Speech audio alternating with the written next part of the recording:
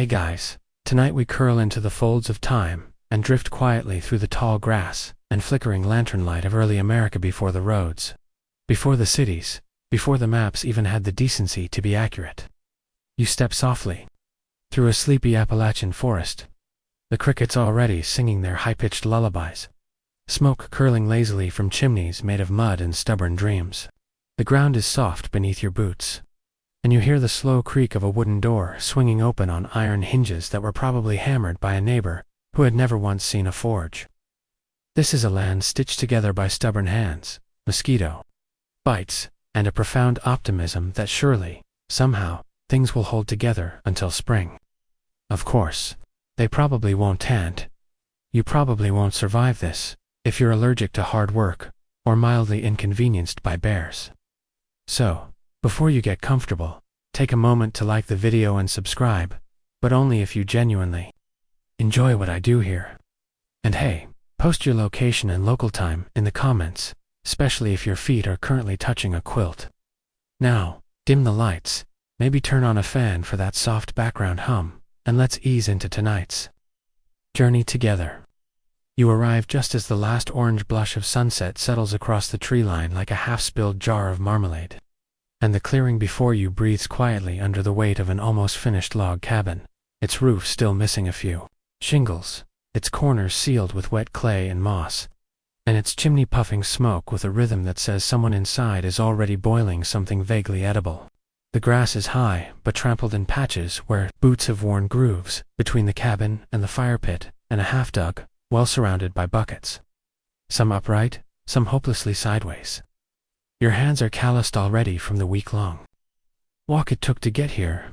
Just like most pioneers, you didn't ride into the wilderness, you walked, dragging your past and your future behind you in a squeaky cart built by someone who claimed to be handy but probably shouldn't have touched wood, unsupervised. You blink slowly as the scent of pine smoke mingles with the earthy notes of wet timber and distant cow. This isn't the beginning of a story, so much as a continuation of thousands, the journey of restless hearts from Europe, the shadow of old empires, and the slow westward push of people who were either very brave or very confused. You run your hand along the cabin wall, where bark has been scraped but not entirely removed, giving the logs a shaggy, half-barbershop look. The window panes, if you can call them that, tar-waxed cloth nailed over open frames, and through them you see movement. A flicker of yellow lamplight, a blur of skirt, a child's elbow. Inside, life is already trying to look normal. Someone hums a lullaby that was probably imported from a forgotten German village, and it wraps around you like fog. The family hear one of the first in this hollow isn't rich or famous. They're just early.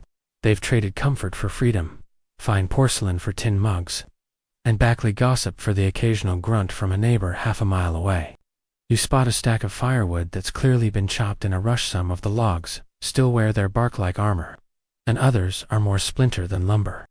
There's an axe buried in a stump, with a handle so worn it feels more like a bone than a tool. Nearby, a rabbit stares at you like it owns the place. This is America before it knew what it was.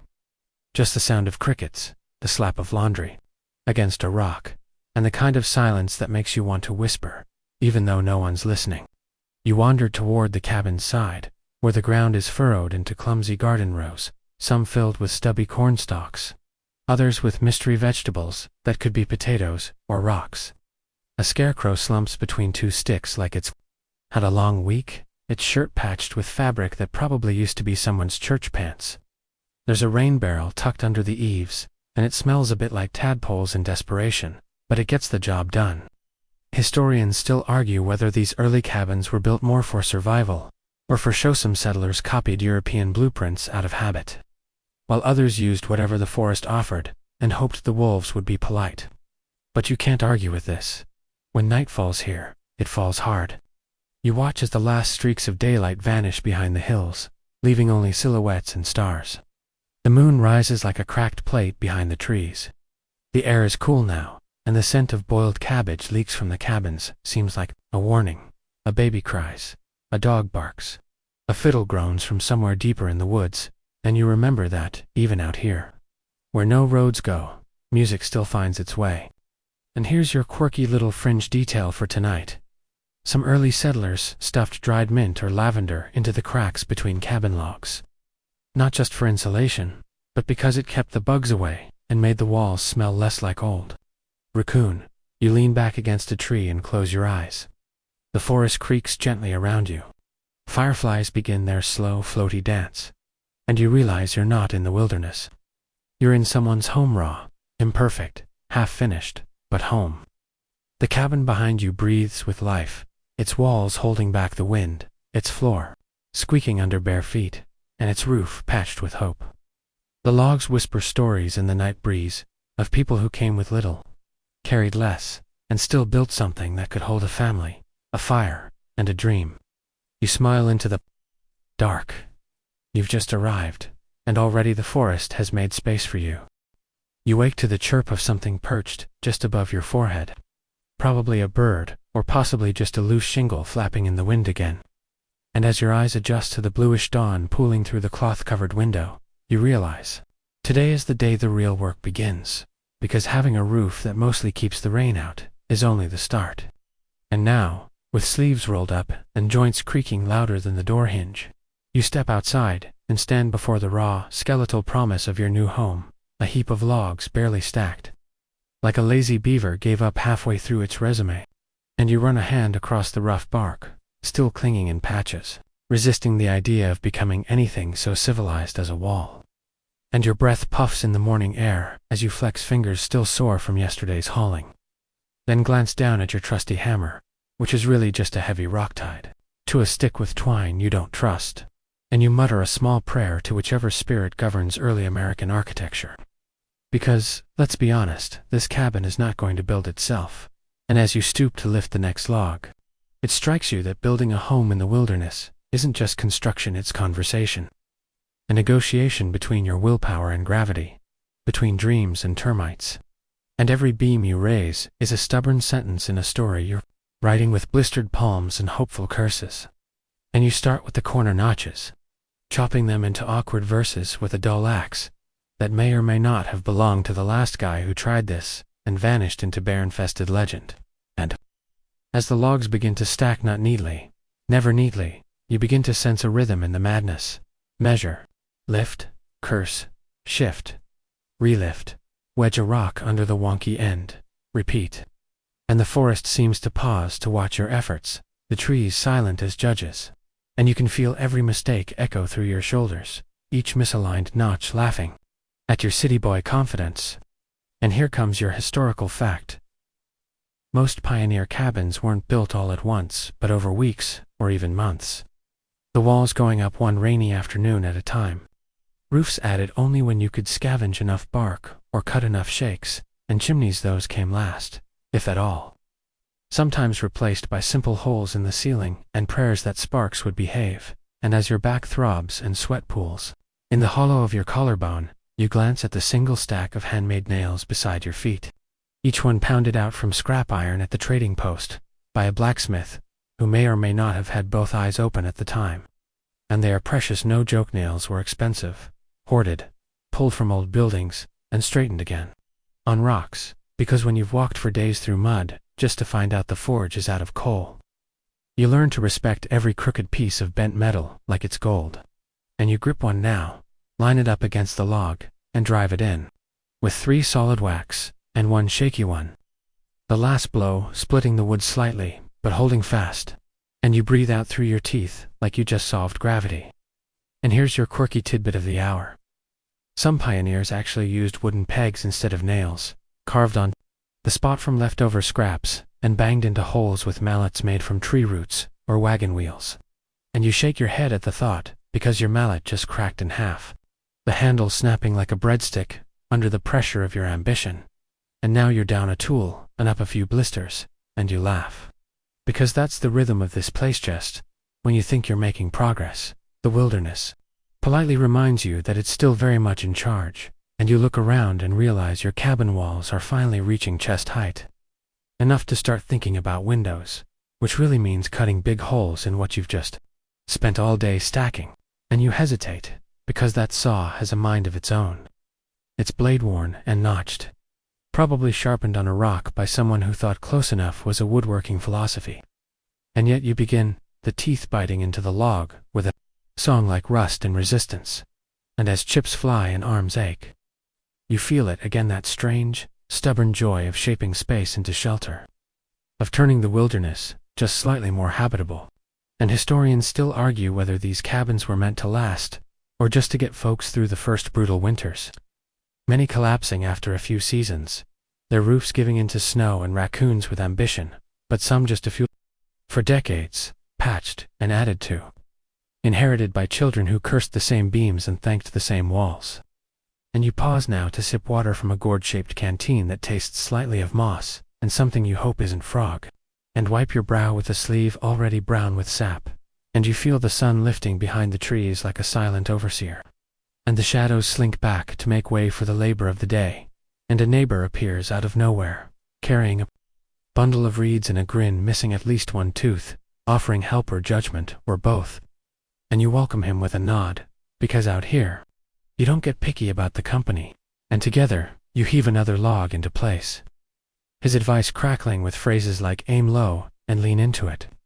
As if building a cabin were also a metaphor for everything else out here, and as the walls climb, your mind wanders, imagining the furniture you'll someday squeeze inside a bed of straw, a table made from split planks, maybe a rocking chair if the gods of time and patience smile upon you. And already you're planning the little shelf above the hearth, where you'll keep the 3 spoons and the cracked cup. And maybe, just maybe, a book if you haven't traded it for a winter coat, and the log creaks as it settles, groaning like an old man finding his favorite chair, and you step back to admire your crooked kingdom. Uneven but upright, and you breathe in deeply the smell of fresh-cut wood and distant bread, and decide that this, for all its mess, is enough for today. Because one more log in your spine might stage a rebellion of its own, and as you gather your tools into the bent bucket that leaks a little from the side, you glance at the sky and realize it's turning the soft pink of twilight again, the forest sighing under the weight of dusk, and the fire inside the cabin tubby is already lit, the smoke curling lazily upward like a signal to the stars that another home is trying its best to be born, and you smile, weary and splinter-stabbed, but proud, because in a world made of wind and tree and teeth, you've carved out a corner that just might hold until spring.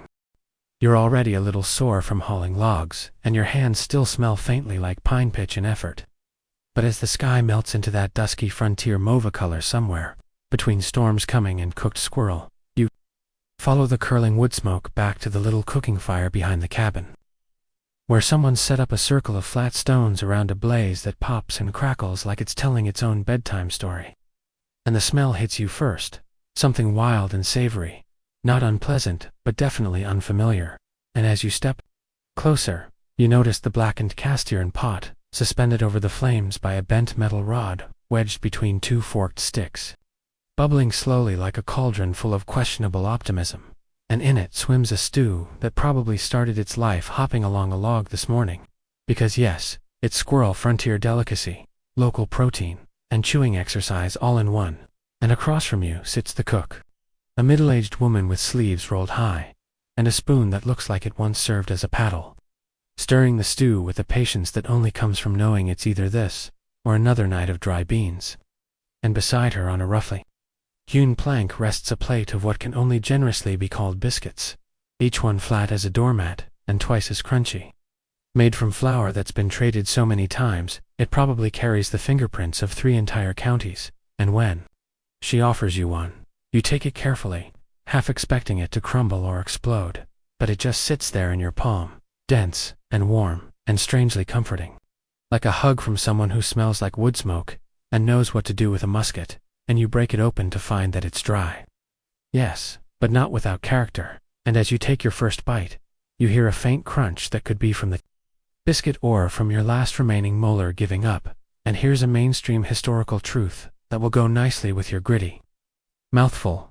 Most frontier meals were built from what could be grown, trapped, or carried without spoiling, which meant lots of stews, lots of preserved meats, and bread products that could survive being mistaken for roof shingles. And you're sipping from a tin cup, now banged up, of course, and patched once. with solder, and inside is a slosh of what passes for tea, brewed from roots and dried leaves scavenged from behind the cabin, tasting slightly of wood, and very much like someone once whispered Earl Grey to a pile of sticks, and yet in the soft light of the fire, it warms you in a way that goes beyond flavor, reaching down through your boots and into the memory of every cold night you didn't know you'd survived. And the moon is rising behind the trees now, just brushing the tops of the black branches, casting long silver lines across the ground, like some artist smearing a brush across a dark canvas. And the whole clearing glows with a gentle hush that feels sacred, or at least too peaceful to interrupt with chewing. And you realize that despite the coarse food and the endless effort, something about this life feels weirdly right, not easy, not even remotely comfortable, but honest in a way you didn't expect. And the cook is telling you a story now, in between bites, about how she once chased a raccoon out of her flour bin, using nothing but a broom and some loud swearing in Norwegian. And you laugh, the sound startling a nearby owl who blinks at you like you've ruined his dinner. And the wind picks up just enough to rattle the tin cup in your hands. And here's your quirky historical tidbit. Some settlers believed that stirring stew only clockwise prevented bad luck or spoiled meat. And while there's no science behind it, you watch as the cook stirs with practiced, clockwise care, just in case the spirits of improperly seasoned dinners are still lurking, and your belly is warm now, not full exactly, but not growling either. And you shift to sit on a stump that wobbles with the grace of a broken wheel, and glance around at the rest of the camp, one child curling up under a wool blanket, two chickens huddled suspiciously near the fire as if plotting escape, and a man in a fur hat using a stick to draw pictures in the dirt that may or may not be maps or memories. And the whole thing feels like a stage play performed by people who've never seen one but know what truth looks like. And historians still argue whether these early family meals were communal bonding moments or just silent survival grinds. Did they swap stories every night, or did they sit in silence chewing through their grief and grit? And you suspect the answer, as always, is both, depending on the weather, the mood, and how many biscuits cracked a tooth that week. And you hear the soft sound of a fiddle now, faint and slightly out of tune, drifting in from somewhere beyond the trees. And it's a tune you don't recognize, but somehow feel like you've always known. One of those simple, looping melodies that carries loneliness like a secret, and someone hums along softly. And for a moment, the world seems smaller, like you're wrapped in a quilt made of smoke and sound, and you notice that even the fire has softened, its pops now gentler, more like yawns than cracks. And the stew pot gurgles one last lazy bubble before going quiet, and you finish your tea, licking the last few drops from the edge of the tin with a kind of ceremony, because nothing goes to waste out here, not food, not time, not stories. And you watch as the cook packs away the spoon, stirs the coals, and mutters something that sounds like a blessing but could just be a complaint about the biscuits. And you stand slowly, legs stiff, belly content, and look once more at the sky, where stars are beginning to litter the dark in slow explosions of quiet. And you think to yourself that maybe squirrel stew isn't so bad, and maybe crunchy bread is just another way of saying, we made it another day. And you walk back toward the cabin, the door creaking open to welcome you like an old friend who has no idea what you've just eaten. And as you step inside, the floor groaning under your boots, you feel the warmth still clinging to your bones, and realize that tonight, like the hard biscuit in your hand, is rough, simple, and strangely perfect. The fire's embers still glow faintly behind your eyelids when the first knock shakes the quiet out of your bones, not a knock on a door exactly, but more a thud against the outside wall, followed by the unmistakable crunch of boots on gravel, and the low, wordless hum of someone trying to decide whether to call out or just cough louder. And you sit up in your quilt cocoon, blinking at the dusty early light slicing through the cracks in the wall like it's trying to sew the room shut. And by the time you open the creaky door, the man is already leaning against your half-finished fence, arms crossed, hat tipped low, and he greets you not with hello, but with roads out again, as if you'd already been briefed by the raccoons. And you nod, because apparently that's the kind of day it's going to be. And soon you're walking with him toward the woods, boots catching on tree roots and brush, the path disappearing every few steps as if daring you to prove you live here. and he talks as he walks, muttering about a washed-out trail, an ox that wandered too far west, and something about a man named Silas who got bit by a snake and bit it back just to teach it a lesson. And you nod politely, because out here, you learn early not to question whether stories are true so much as whether they're useful. And eventually, the trees break open into a clearing, and there, stretched out like a dropped ribbon, is the trail, more of a suggestion than a road snaking into the woods, with a confidence it absolutely hasn't earned. And you see deep furrows where wagons have sunk, crooked cart tracks veering into ditches, and branches hanging low like they're trying to steal hats from passers-by. And this is where your real education begins, because the frontier is full of roads that don't behave, trails that vanish mid-step, and neighbors who insist there's a shortcut just past the rock that looks like a bear. And here's your mainstream historical fact, to gnaw on while dodging thorns.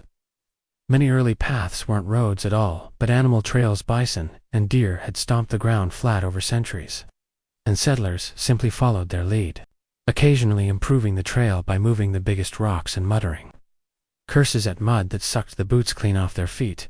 And as you follow this particular trail, you spot markers, little stacks of stones, a tree with bark slashed away, a rusted horseshoe nailed high on a branch, and you realize the directions here aren't miles or minutes, but memories and metaphors.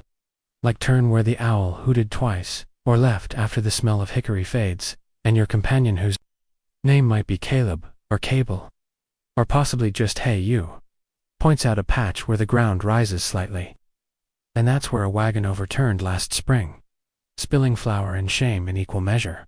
And the locals still joke about baking bread right on the trail if it ever rains again. And you smile, but also step wide around that spot, just in case. And he leads you to a fork in the path where a crooked signpost leans like it's been drinking. 2 arrows barely legible. One says post, and the other not post, and you ask which is the correct one.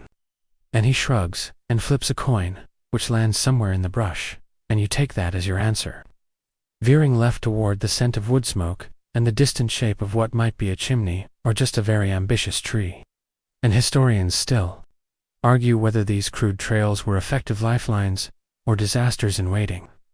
Did they connect communities or strand them further?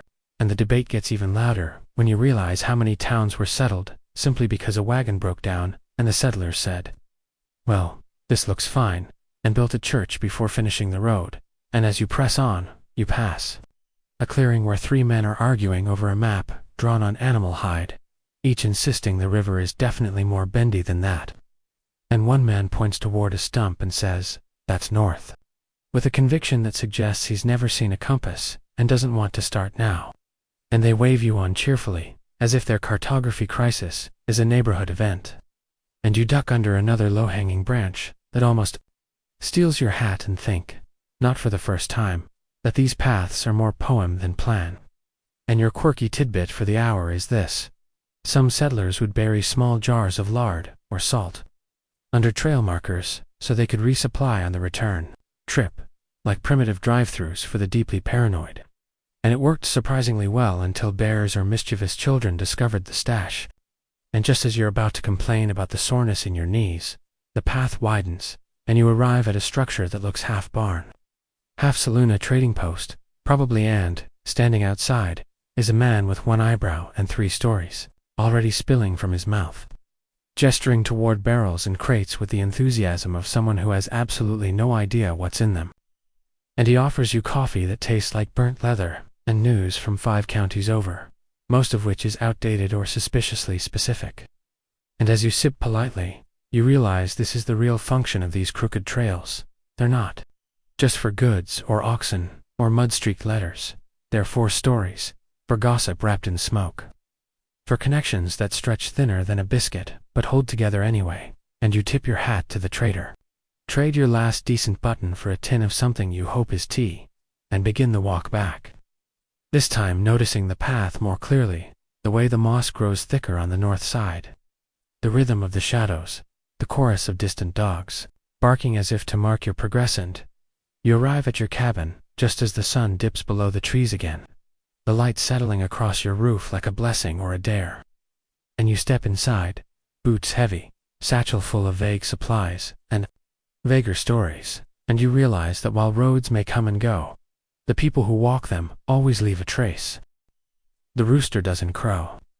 It screams somewhere between a war cry and a death threat and jolts you awake before dawn has fully committed to existing. The kind of rude awakening that makes you wonder if fried chicken for breakfast is an acceptable form of justice, and as you sit up, still wrapped in your quilt like a grumpy burrito of sore limbs and dirt-smudged ambition, you hear the unmistakable chaos of morning chores beginning without your consent. Chickens flapping as if staging a coup, a bucket clanging against a fence post, and a child yelling something about an egg being stolen by a raccoon. And you drag yourself upright and step outside into a world that smells like damp earth, wood smoke, and consequences, and there they are, your chickens strutting around the muddy yard like they own the land deed and you're just renting space for your boots. And one in particular, a mottled brown hen with a permanently judgmental stare, seems to be leading the others in a slow, deliberate march toward the vegetable patch. And you squint at her, still not fully awake. And she squints back like she's sizing up your weaknesses. And here's a mainstream historical fact that might make your chaotic yard feel a little more noble. Most pioneer families kept chickens, not just for eggs, but for meat, pest control, and even companionship. Since a good hen could live several years and learn routines, or in your case, learn how to defeat fences and sabotage your corn, and with a groan, you grab the broom from beside the door, now worn into a bend like it's been through at least 3 barn fights, and start herding the birds away from the cabbage sprouts, which are neither thriving nor dying, just lingering, like they haven't made up their minds about this frontier lifestyle. And as you chase them, flapping your arms and muttering threats involving stew pots, the chickens scatter in 7 different directions. Some under the porch, one into the half-dug well, don't worry, it climbs out, and the lead hen right into your open cabin door. And now it's a showdown between human and poultry. The dusty cabin interior lit by early morning slivers of light and the soft thump of her wings against your table. And you stand in the doorway like a tired sheriff, eyes locked with hers, the broom slowly rising in your hand like the world's worst fencing foil. And she leaps onto a chair, then the shelf, knocking over a tin cup that clatters to the floor in protest, and with one smooth, desperate motion, you sweep her off the shelf, out the door, and back into the yard, where she immediately resumes pecking the dirt like nothing happened. And here's your quirky historical tidbit for the day.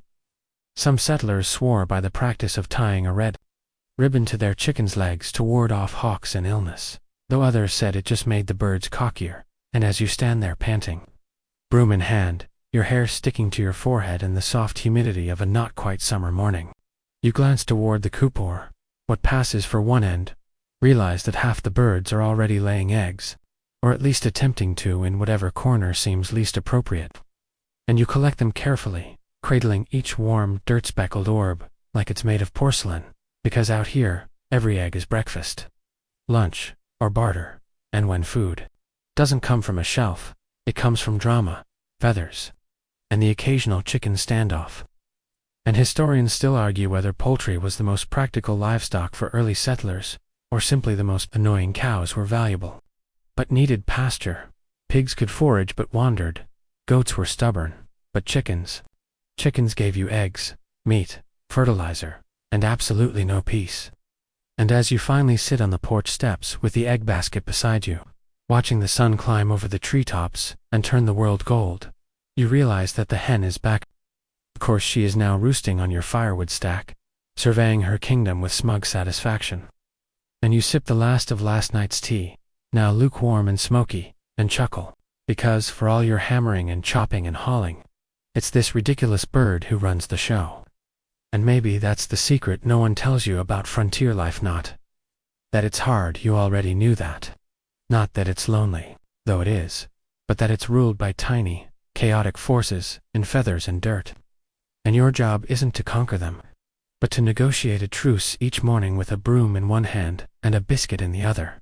And as the morning stretches on, you feed the rest of the animals 2 goats, 1 dog who is mostly ears and mud, and a mule who clearly resents being awakened past the fence, where something probably tried to squeeze through in the night. judging by the torn brush and the footprints that could belong to a raccoon, a bear cub, or a very drunk neighbor.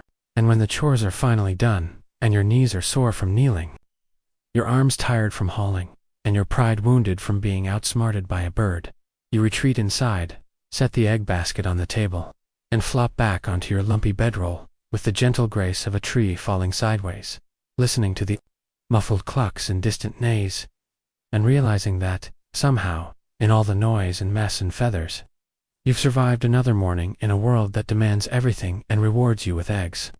And maybe that's not such a bad deal after all. The midday sun hangs lazily above the treetops, casting a shimmering glaze over your little plot of half-conquered wilderness. And you stand just inside the crooked fence line, staring at your land like it's an unsolvable riddle, arms folded, sweat dripping down your spine in slow, deliberate betrayal. Because today's task one, you've been avoiding with noble excuses for the better part of a week is planting, or more accurately, negotiating with the earth to accept a few dozen misshapen seeds and not immediately laugh them back out again. And you start by inspecting your garden, which currently looks more like a battlefield between mud and stubborn weeds than anything remotely productive. The soil lumpy and uncooperative, with rows that veer like a drunk snake and furrows that mostly lead nowhere. And you grab your hoe tool, so worn that its handle feels more like an heirloom than an implement, and drag it along the dirt in long, sigh-heavy sweeps, turning the soil one disgruntled clump at a time, while mosquitoes orbit your ears like tiny, sarcastic planets, and a crow watches you from the fence post with open disdain. And here's your mainstream historical fact to keep you company while you sweat. Pioneer gardens were a critical lifeline, often planted with everything from beans and squash to corn and medicinal herbs. And if a family failed to grow enough food during the warm months, winter wasn't just was fatal. And so every seed you drop into the soil carries with it not just hope, but also the creeping anxiety that your future soup might be bland or non-existent. And you reach for your seed pouch, a drawstring bag made from old shirt scraps, filled with a haphazard mix of corn kernels, dried peas, onion bulbs, and something unlabeled that might be turnip or might be pure regret, and you begin the sacred frontier ritual of poking holes, dropping seeds, patting the dirt, and whispering soft threats at anything that tries to dig them up, including the neighbor's dog, who has already stolen one of your gloves and is now chewing it proudly beside the well. And you mutter about fences and decency and wonder, for the 10th time this week, if trading your last tin of coffee for seeds was a brilliant move or an early sign of madness. And as your hands grow grimier, your back begins to ache, and your knees form a list of complaints they plan to file after dinner. You pause to wipe your brow with the least filthy part of your shirt and glance skyward, where a hawk circles like it's watching you fail agriculture in real time. And just then, a soft breeze stirs the air, carrying with it the scent of damp soil, wood smoke, and whatever the goats are standing in. And you smile despite yourself, because there's something deeply human about this moment, something ancient, something stubborn, something that says yes. This dirt will feed me if I nag it hard enough. And your quirky historical tidbit for this fine afternoon is that many pioneers planted garlic around the perimeter of their gardens, not just for cooking but because they believed it kept out pests, evil spirits, and possibly nosy neighbors. And you make a mental note to try it, if only to see if that crow will finally take a hint, and nearby, the cabin door creaks open. And someone calls your name, maybe it's a child, or your spouse, or a neighbor dropping by to trade gossip for eggs, but you wave them off with a muddy hand and point to the half-finished row of squash you've been nurturing like it owes you money. And they nod in the universal language of fine, finish your gardening tantrum first, and vanish inside. And historians still argue whether pioneer gardening techniques were more guesswork than science, especially since many settlers had never farmed in their lives before arriving in America, and were suddenly expected to wrangle unfamiliar soil, foreign weather, and seeds they could barely identify without squinting. And you can feel that argument in your bones as you accidentally dig up the same patch twice, mutter an apology to a worm, and resolve to write down what you planted, where next time, though, you probably won't. And as the sun slides slowly westward, throwing shadows across your crooked rows, You stand and stretch, cracking every joint like it's auditioning for a percussion section, and look over your work. It's not neat, it's not symmetrical, and you're fairly sure half the onions are upside down.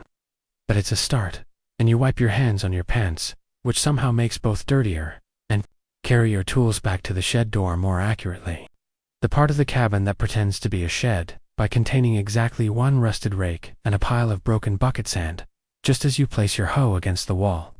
A light rain begins to fall, not a storm, not a threat, just a soft, slow drizzle, like the sky offering polite applause, and you step back outside, letting it speckle your shirt and run down your arms, cooling your skin and turning the dust into the first hint of mud, and you walk the edge of the garden, inspecting each little patch like a general surveying the troops, nodding at sprouts that haven't sprouted yet, and imagining the taste of future meals: roasted squash, fresh corn, boiled beans with a side of hope, and you know it'll be months before anything is ready.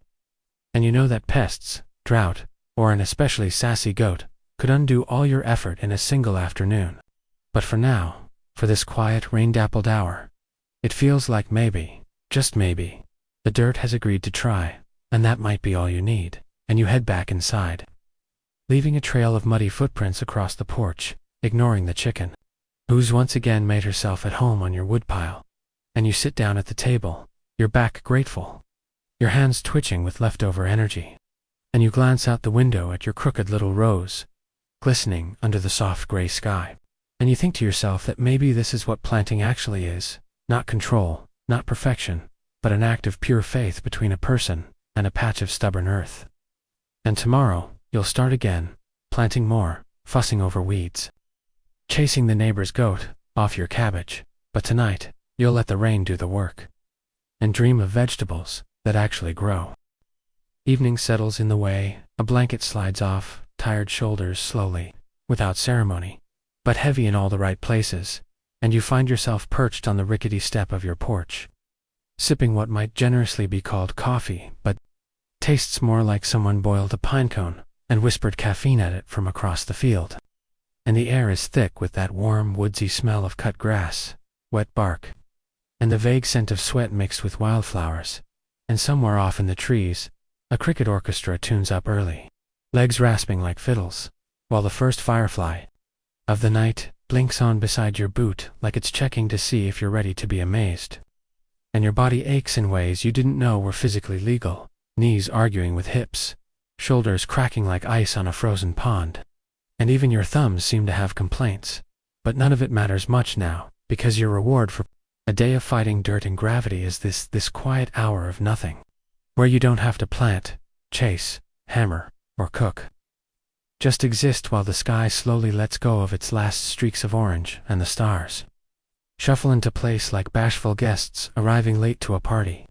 And it's here in the gentle hush of the twilight that your thoughts wander not too far, not to anything ambitious like politics or theology, but just far enough to remember the first day you arrived on this land, wide-eyed and underprepared, standing in a clearing with a map, a mule, and the absurd belief that you'd be living in a proper house by now. And you chuckle softly, because historians still argue whether pioneers were brave, naive, or just stubbornly optimistic enough to think they could bend nature to their will with a saw, some seeds, and a pocket full of nails. And as you take another sip of your barkwater brew, you decide it was probably all three.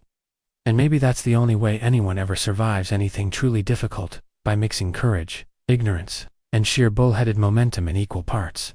And behind you, the cabin creaks like it's settling into the conversation, the logs cooling from the day's heat, the windows reflecting nothing but the darkening trees, and inside, a candle flickers gently on the table, casting shadows that dance like tired ghosts on the wall. And here comes your quirky historical tidbit of the evening.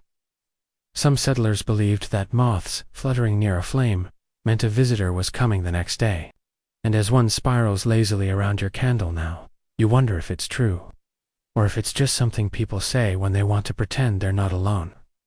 And the porch beneath you is warm from the day's sun, the wood worn smooth from boots, buckets, and one very determined chicken, and you lean back against the post, letting the stars multiply above you, one blinking into existence after another, until the sky is as crowded as your pantry is empty. And far off, there's a sound distant, low, maybe a coyote, maybe just the wind tugging on the trees. But you tighten your grip on the tin cup anyway, because even in this peace, there's always a thread of wilderness pulling at the edge of your awareness, reminding you that this land isn't yours, it's borrowed. And nature keeps the lease, and you take a deep breath, lungs filling with the scent of pine and memory. And you feel something you haven't felt in a while, not pride, exactly, and not quite peace, but something close. Something like contentment disguised as fatigue. A quiet knowing that today you built, planted, survived, and that maybe tomorrow you'll do it a little better. And you think back to the trail from earlier in the week, the creaky wagon wheels, the confusing signposts, the man who traded you the tea for your spare socks, and you realize that out here, every interaction is both survival and story. And even the smallest exchanges, an egg, a nail, a moment of shared laughter are history being written in dirt instead of ink, and the breeze picks up just slightly, rustling the trees with the same gentle rhythm as your mother's old lullaby, and you remember a time when you didn't know how to cook squirrel, patch a roof, or tell the difference between deer tracks and disaster, and now you do well. Mostly, and you realize that knowledge didn't arrive in a flash but grew slowly, like your garden will, hopefully, like your walls did. Like the slow-growing comfort you now feel every time the chickens settle in and the goats stop trying to escape.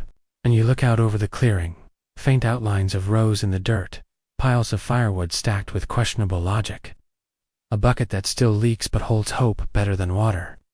And you smile, because there's nothing glamorous about any of it. Nothing heroic, but it's yours, all of it turned in blisters and stubbornness. And perhaps a little borrowed luck, and the stars above you twinkle like they're in on the joke. And your final sip of coffee is cold now, but satisfying, like the closing of a long letter from an old friend.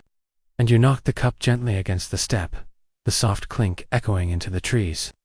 A toast to the night, to the stillness, and to the rooster hoof, for once isn't screaming. And for now, that's more than enough. Morning doesn't arrive gently. Today it stomps in, with wet boots and a schedule. The kind of dawn that feels less like a sunrise, and more like a supervisor tapping its clipboard while you're still pretending not to be awake.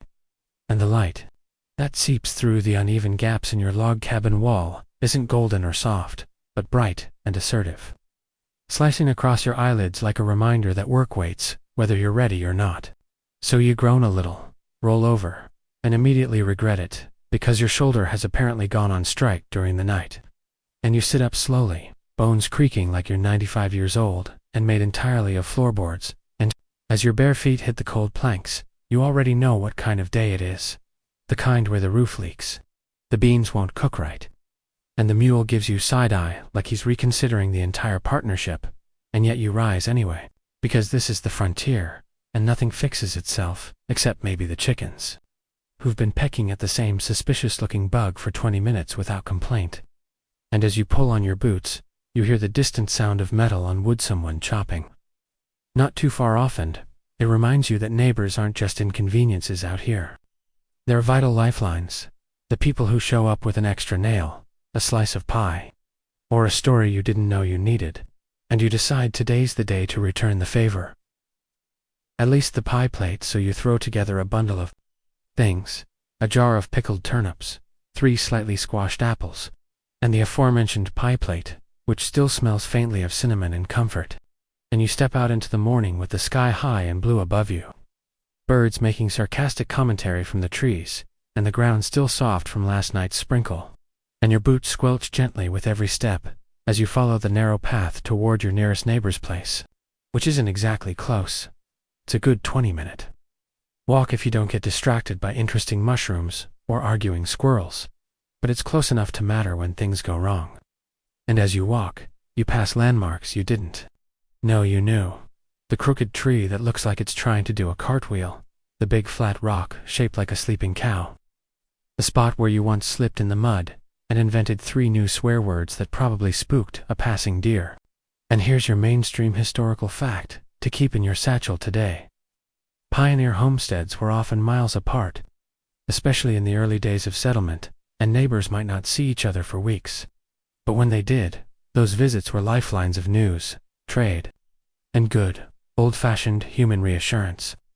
And when you finally arrive at the little homestead, a squat cabin with smoke puffing from the chimney and a porch sagging under the weight of too many boots, you're greeted by 2 barking dogs and a child with a stick who immediately challenges you to a duel, which you graciously decline by offering them an apple instead.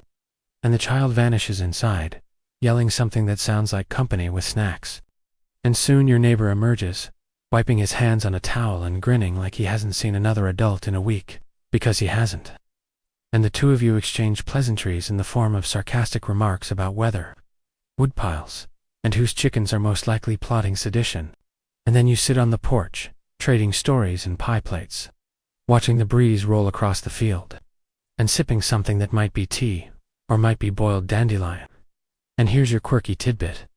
It was common for frontier folks to create their own blends of tea using wild herbs, roots, and anything vaguely leaf-shaped they found growing nearby, though some of these concoctions doubled as laxatives, sleep aids, or minor poisons, so it was always a bit of a gamble. And your neighbor offers you a taste of his latest creation, which smells like pine and tastes like bitter hope, and you both sip it anyway because it's hot, and that's good enough.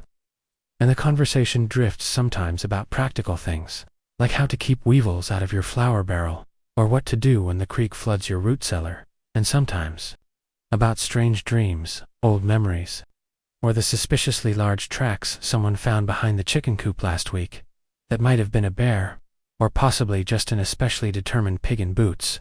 And you talk until the sun has shifted overhead, and the dogs are napping in lazy spirals at your feet, and historians still argue whether these front porch visits were moments of community building or simply necessary interruptions in otherwise crushing isolation. But sitting there, passing the jar of pickles back and forth, you feel the weight of something ancient and warm, the sheer human need to be witnessed, to say, here's what happened, and hear someone say, me too.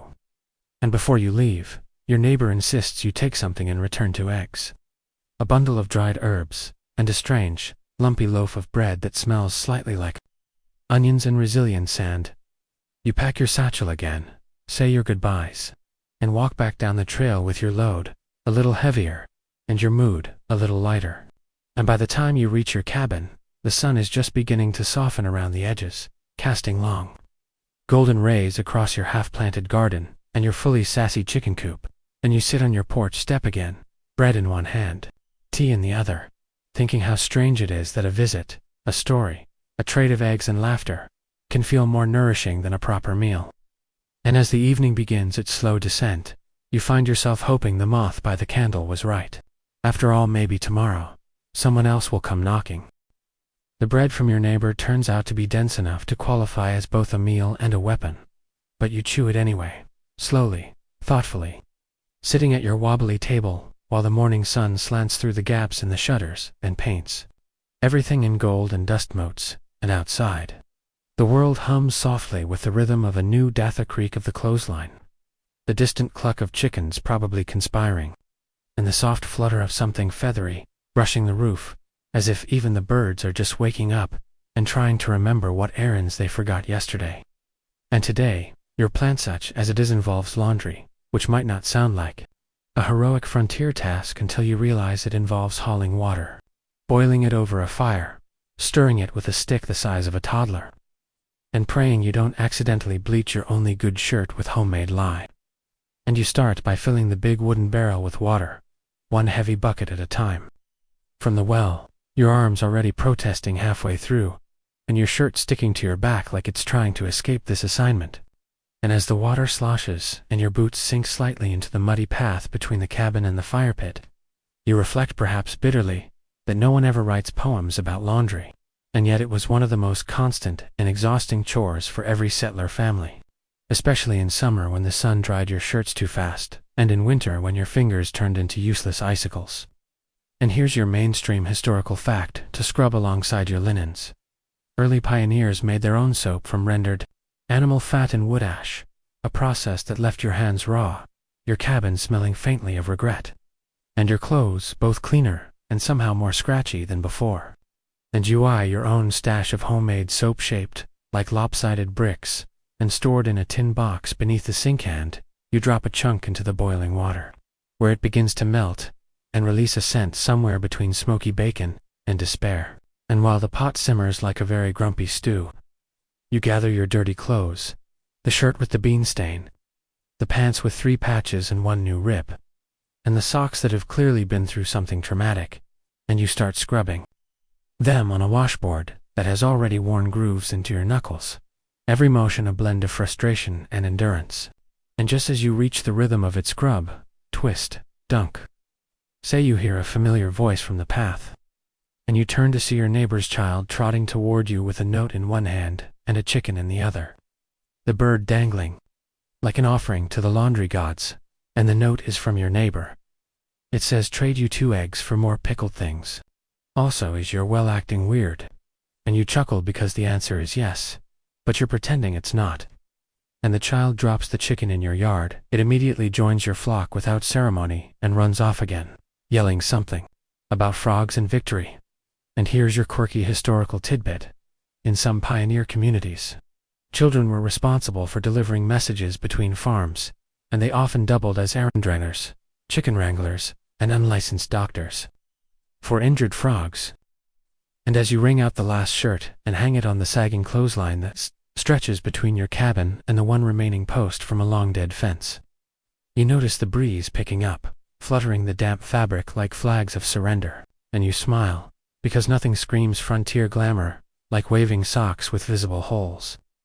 And historians still argue whether laundry days were moments of meditative solitude or just slow-motion torment. But for many pioneer women and a fair number of reluctant men, it was also a rare chance to think, to sing, to gossip with nearby neighbors who wandered over with their own piles of wet linens and tales of chickens doing unspeakable things. And sure enough, not long after your clothes are flapping and your hands are stinging, someone ambles up the path, an older woman with arms like carved wood and a laundry basket that looks like it once served in the Navy. And without a word, she sets it down, glances at your soap pot, and mutters, "Too much ash." Before stirring it with a stick she's brought from home, and soon you're both scrubbing, rinsing, talking softly about the weather, the garden, the creek that's been running lower this week, and the mysterious footprints near her goat pen that might be a cougar or just a particularly moody dog. And it's here, in the wet-sleeved quiet of shared effort, that you realize laundry is less about cleanliness and more about continuity, the kind of task that stitches people together, not just garments. And when she leaves, she hands you half a loaf of bread, 2 onions, and a firm reminder to let your shirts dry flat so they don't twist. And as the sun climbs higher, and the scent of soap fades into the scent of pine and smoke and fresh fabric, you gather your things, carry the clean clothes inside, and drape them over every available surface, because your clothesline snapped in the wind the moment you looked away, and you sigh, not because you're upset, but because the frontier seems to delight in testing your ability to adapt with grace. And you light a candle, even though it's still early, just to fill the room with a warm flicker that smells faintly of beeswax and patience. And as you sit at the table, folding shirts with one hand and nibbling a slice of onion bread with the other, you feel the weight of the day begin to shift, less exhaustion now, more a sense of hard-earned rhythm, the kind that tells you tomorrow will bring new messes and new visitors, and maybe another chicken delivery. But today, you scrubbed the world clean for a few hours, and that's enough. You wake to the sound of dripping, not rain, not tea, not the neighbor's goat trying to sneak inside for the 3rd time this week, but the unmistakable plop of water from somewhere above you, soft, steady, and smug, and you blink up at the log beams over your head to find a dark, swollen patch, slowly forming a saggy gray bubble directly above your sleeping spot. And before you can so much as mutter "not again," it bursts with a wet splat right onto your blanket, soaking your elbow and officially kicking off what will be remembered as the great roof tantrum of late spring. And as you sit up squinting through morning haze, you can already smell the faint rot of damp wood, the kind of scent that tells you the leak isn't new, it's just finally stopped pretending it wasn't there. And after a deep breath, and a slow stretch that makes your spine sound like an old rocking chair in a horror movie, you throw on your boots, grab the patching bucket, and head outside, where the roof waits like an old friend who forgot your birthday and is now offering wet socks as an apology. And this is where you learn, again, that building a roof out of logs, shakes, moss, and wishful thinking is only half the battle, because keeping it from sagging, seeping, and growing mushrooms is the other, more irritating half. And while you gather fresh bark strips, tree sap, mud, and whatever else you believe might trick gravity into cooperating for another week, you remember your mainstream historical fact for the day. Many pioneer cabins were roofed with overlapping wooden shingles known as shakes, split by hand with mallets and wedges from whatever trees were nearby. And while they worked decently in dry climates, in wet seasons they became warp-prone, bug-infested, and more leak than lid. And yours, clearly, has joined the rebellion, and so you climb carefully, grumbling, with a hammer between your teeth like a pirate of soggy lumber, and haul yourself up onto the slanted, splintery expanse that is your roof, where the sun hits you in the eyes, and the wind immediately tries to push you into the vegetable patch. And you crouch low, crawling like an unsure cat, toward the problem spot, your boots slipping a little, your pants catching on a protruding nail that looks suspiciously like it used to belong to your dignity. And you reach the leaky corner only to find it soft, spongy, and mildly judgmental. The wood bowed inward like it's contemplating retirement, and you sigh, long and dramatic, and begin scraping away the damaged bits with your dullest knife and your sharpest sense of denial. And soon there's a small pile of rotted debris beside you, and a hopeful beetle who seems to think you're building him a condo. And here's your quirky historical tidbit for this sunny disaster. Some settlers used sod roofs, literal grass, and dirt stacked thick enough to keep out rain and occasionally sprout wildflowers or carrots if the seeds blew just right-hand while they were excellent insulators. They were also known to host insects, snakes, and the occasional disoriented squirrel, which made naps risky. And as you smear pine sap along the seams of your new patchwork masterpiece, pinning bark strips in place with rusty nails and whispered prayers, you hear the unmistakable call of your mule from below on long, soulful bray that seems to translate loosely to, if you fall and die, I'm not dragging your body out of the turnips. And you grin despite yourself, because even in the most frustrating moments, this life has its music. The creak of the roof, the chatter of birds, the low grunt of livestock pretending they don't need you, but secretly watching your every move like you're the clumsiest weather god they've ever seen. And historians still argue whether pioneers truly mastered roofing techniques, or simply patched things forever, in an endless loop of mild panic and tarp improvisation. But up here, with your knees pressed into rough timber and sap, sticking your fingers together like frontier glue, you start to think that survival was never about mastery, it was about stubbornness, duct tape of the soul, and the willingness to keep patching even when the clouds roll back in, and as you finish the final fix and climb down, slow and sideways like an aging crab, you notice the first thin clouds creeping back over the trees. And you sigh again, louder this time, before ducking into the cabin to lay towels across the floor, just in case, knowing full well that your roof is now 30% bark, 10% blind optimism, and 60% revenge on the rain. And you light a fire, more out of habit than need, and pour yourself a tin mug of lukewarm tea that tastes vaguely like last week's soap, but is hot enough to feel earned. And you sit by the crackling flames, boots off, socks steaming, and watch the smoke curl lazily toward the rafters like it's inspecting your repairs with quiet suspicion. And for a moment, the room feels warm and dry, and slightly proud of itself, as if your patch has bought you a few days' grace. And you lean back, mug in hand, eyes drifting closed, and let the crackle of fire and distant tap of one last raindrop lull you into something close to calm, knowing full well that the roof will need fixing again soon, and the floorboards will creak louder next time, and the chicken will almost certainly try to lay an egg in your boot again, but not today, not right now, because for the moment, the leaks are patched, the sky is holding. And that's enough victory for one morning. By late afternoon, the sky has settled into that perfect shade of dreamy, dusty blue that makes you feel like the world has exhaled after a long, complicated sentence.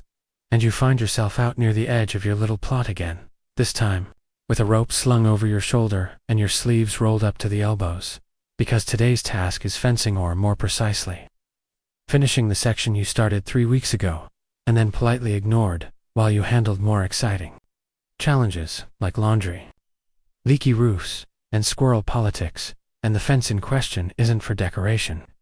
No, it's your noble attempt to keep goats in, chickens out, raccoons confused, and yourself from losing your mind when you wake up to find the corn patch freshly trampled by hooves that know no shame, and so you begin by checking the posts you already set each one leaning slightly in its own direction. Like a council of old men arguing about where north used to be, and you give them a firm shake, tightening the knots, replacing one that's clearly rotted at the base, and now only standing out of habit. And the wood creaks and moans like it's been through something traumatic, which it probably has, considering your early carpentry skills involved more guesswork than geometry. And here's your mainstream historical fact to go along with the blisters that are forming. Pioneers often built split rail fences from cedar or chestnut, stacking the rough-hewn logs in a zigzag pattern. That required no nails, just brute strength, a good axe, and the kind of confidence only found in people who've never stepped on a nail barefoot. And you decide to go with a similar style today, stacking the rails 2 high, then 3, each one heavier than you remember. And as the fence line grows, so does your appreciation for anyone who can lift timber without making the same oof noise you make every 6 minutes. And partway through the task, you pause to wipe the sweat from your brow with a rag that used to be a sock, and gaze across the field to see your mule watching you with the dispassionate interest of a creature who once walked 60 miles in a circle without realizing it. And from the corner of your eye, you spot the chickens already devising new ways to go under, over, or through your creation. And here's your quirky tidbit. Some homesteaders swore by stringing rattling tin cans along the fence line, not just to scare off predators, but to alert them when their clever hens attempted a great escape. And you consider this tactic seriously, if only to add some frontier flair to your noisy, improvised chicken security system. And by mid-fence, your hands are raw and your patience is thin. But the structure stands wobbly, sure, and possibly slanted toward the east like it's trying to see the ocean, but it's there, a line in the sand, or more accurately, the clay that declares, this patch of earth is yours. And you step back, arms crossed, and admire your handiwork with the smug satisfaction of someone who's only slightly bleeding. And historians still argue whether fences were more symbolic than functional in pioneer life. Were they truly about keeping things in, or simply a way to claim space? To say this land is mine and I intend to argue with it daily, and you decide it's probably both. Especially since your goats have already found a new weak spot and are gently testing it with their horns like tiny, fluffy battering rams. And you distract them with a bucket of peelings, while you brace the corner post with a rock and a prayer.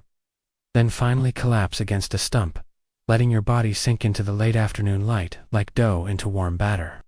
And for a moment you just breathe deep, slow, and a little wheezy from hauling lumber in circles, and the air smells like pine and dust and satisfaction. And you reach into your coat pocket to find the biscuit you stashed earlier, now slightly squashed, but no less glorious. And as you munch it slowly, eyes on the horizon, you hear footsteps behind you, soft, hesitant, not threatening.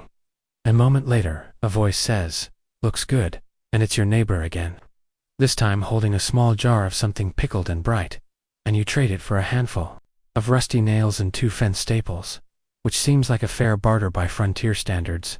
And together you walk the length of the fence, pointing out flaws, exaggerating the difficulty of the terrain, and swapping stories about livestock with unusually criminal tendencies. And by the time the sun starts dipping low behind the trees, casting gold over every rough plank and bent nail, you've made peace with the fact that the fence will never be perfect, but neither will the land, or the animals, or you, and maybe that's exactly why it's all worth protecting. And as your neighbor heads home, promising to return your shovel one day, you gather your tools, your bent wire, your pride, and head toward the cabin, where the chickens now perch inside the coop with the smugness of those who know they will escape again soon. And you sit by the fire, sore but whole, and sip something sweet and mysterious from your new jar of pickled turnips, peaches. You're not entirely sure, but it burns slightly and tastes like accomplishment. And you smile as you hear the wind rustle against the fence, that whisper of wood and rope and boundary, and know that for now at least, you've drawn your line into frontier, surprisingly, seems willing to respect it. You wake the next morning to an eerie, quiet, not peaceful quiet, but the kind that suggests the chickens are up to something, the goats are conspiring, or the mule has found a way to undo his tether, again as you sit up slowly, joints protesting. Like old door hinges, you realize the usual morning chorus of clucks, bleats, and exaggerated snorts is conspicuously absent, replaced by the faint hum of distant wind and the whisper of your cabin creaking in its joints, like it's stretching its wooden limbs before another long day. And after pulling on your boots and stepping outside into a morning so still it feels like the whole world paused to sip coffee before starting trouble, you spotted the unmistakable trail of muddy hoofprints, winding from the corral to the edge of the woods like some tiny hoofed outlaw has made a break for freedom, and your stomach drops, not because you're worried for the goat there, unnervingly resourceful, but because now you're going to have to chase it. And chasing anything before breakfast should be illegal, but you grab a rope, a satchel with some grain, and the kind of grim determination that only comes from living too long with animals who treat fences as light suggestions. And you follow the trail into the woods, branches tugging at your sleeves, birds watching with what you swear is judgment in their tiny eyes, and the ground still damp from last night's mist, making every step a slow, squelching negotiation with mud. And here's your mainstream historical fact for this lovely goat hunt. Frontier settlers often let their livestock roam, known as open range, which worked fine until it didn't, till someone's cow wandered into a neighbor's cornfield, or a pig fell into a well, or, say, a goat named Myrtle took off into the forest with a smug look and a chewed piece of rope dangling from her collar. And as you push deeper into the trees, the landscape changes subtly. The pine gives way to hardwoods, the air grows damper, and there's that quiet thrum of insects starting their day, buzzing lazily through shafts of sunlight. And you keep following the tracks, noticing how they loop around a stump, double back, and then veer off as though Myrtle got distracted halfway through a dramatic escape plan. And it's in that moment you hear it, the faint rustle, the low bleat, and you stop, holding your breath like a character in a suspense novel, and you spot her, just ahead, standing like a woodland monarch beside a shallow creek, nibbling on something she absolutely should not be eating. And here's your quirky tidbit. In some parts of early America, goats were believed to have a sixth sense for medicinal plants, and people sometimes followed their grazing habits to discover natural remedies, although others argued that goats just ate everything and occasionally didn't die. And as you approach slowly, holding out the satchel with a bit of grain, you begin the slow negotiation process, speaking softly, coaxing with half-lies. You'll get extra hay. I won't tell the mule you got out. And after a few false starts and one minor game of chase involving a slippery rock and your pride, you manage to slip the rope over her neck and begin the slow walk back home, the two of you trudging in silence, broken only by the occasional huff of indignation from Myrtle, who clearly still believes she was in the right. And by the time the cabin comes back into view, smoke curling from the chimney, the chickens finally raising a ruckus, probably offended by the lack of breakfast, sweaty, sore, and 40% convinced that goats are a government experiment in chaos. But you lead her back into the corral, tie the rope a little tighter, and reinforce the gate with 2 more boards and what may or may not be the handle of your missing shovel. And as you finish, you notice your neighbor walking up the path, waving a long piece of parchment in one hand and looking equal parts excited and confused. And it turns out he's come bearing news, a letter delivered by a traveling peddler from the nearest town. And that letter is from the postmaster himself, announcing the arrival of something rare and wonderful, mail service. Or at least the kind where someone on a horse shows up every other Thursday, if the creek isn't flooded and the horse hasn't thrown a shoe. And historians still argue whether early rural postal routes brought communities closer, or just gave them one more reason to argue about whose cousin was hoarding all the good ink. But for you, in this moment, the idea of regular letters from distant places, a paper trail of connection, is strangely thrilling. And you take the parchment, tuck it gently into your satchel, and promise to write something soon, even if it's just to let someone out east know you're alive.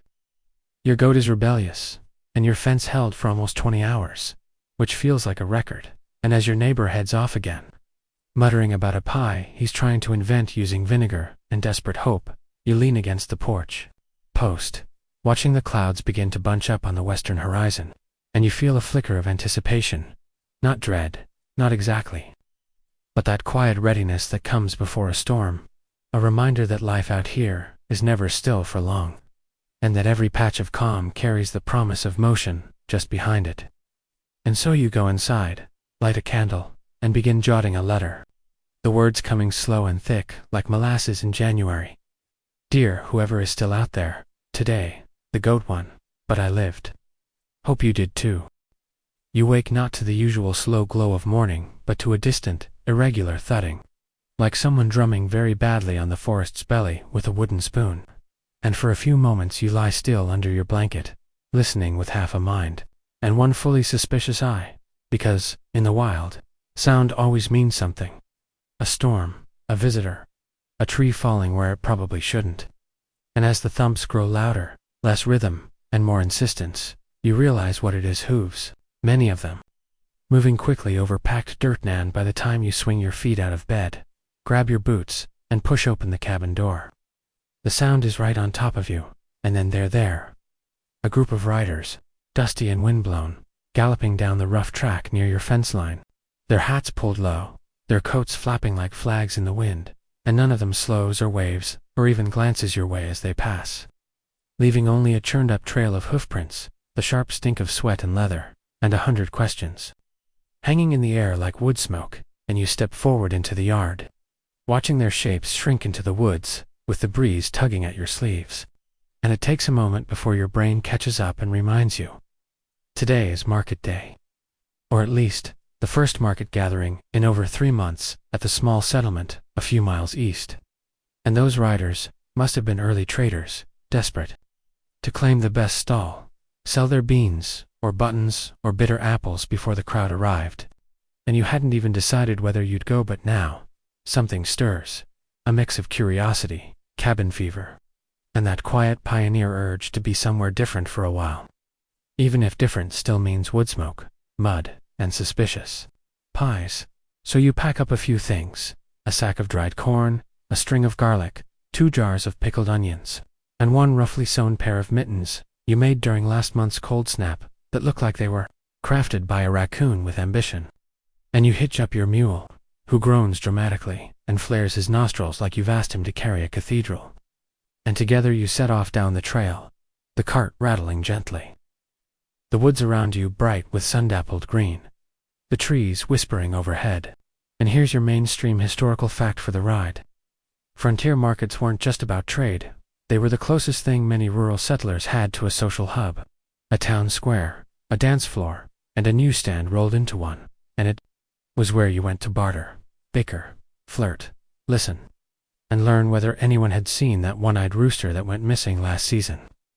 And as you follow the well-worn path, the smells begin to drift toward you: first wood smoke, roasting, meat, that sweet bite of molasses, and dust, and then the sounds, voices, laughter, the creak of carts, and the shrill, musical whine of a fiddle, tuning up somewhere near the center of it all.